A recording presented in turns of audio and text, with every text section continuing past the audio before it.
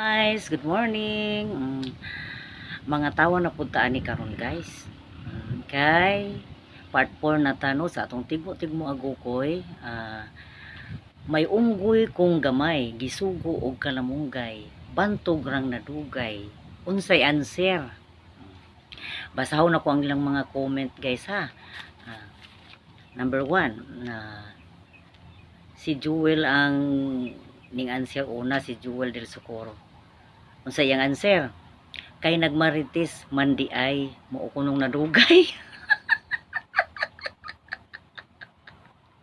Sunod si Lisa, nagchismis, pareho lang na. Nagmarites o nagchismis pareha lang. Sunod kaning number 3 gyud kay si Grace Tampos. Sangay na ako, sangay. Ing ana siya nga bantog na daw na dugay ang unggoy kay nalibang di ay.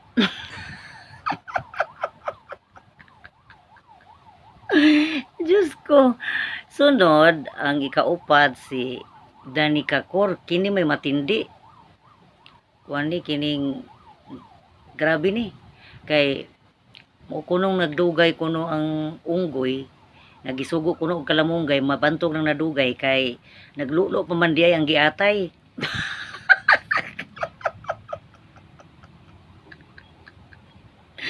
Okay, Ginoo ko Lord. Sunod ang ning samot ni ang ikalima nga comment, si Maricel ning samot nga grabe na gyud kay ni yang comment no kay bantog rang nadugay kay nagjir-jir man di ay na maluoy na lang taan ni gajir-jir daw maudong nadugay ang unggoy nga gisugo og kalamunggay.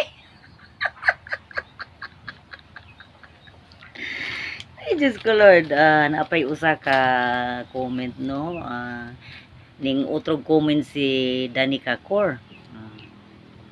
Ang comment number 6, mo yang giingon diri ha, may unggoy kung gamay, gisugo bantog rang nadugay kay namakla di ay ang giatay di awa preso noon kang ungguya ka.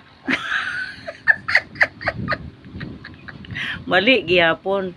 Oh my God, oh my God, mali gihapon pero katong una niyang gi-comment nga naglulo di ay hapit na to pero naagid siya tugma nga answer nga mao gi answer.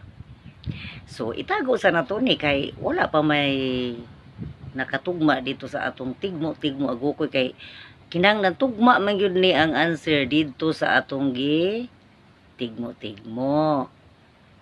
Okay, maura to guys. See you next video. Thank you for watching.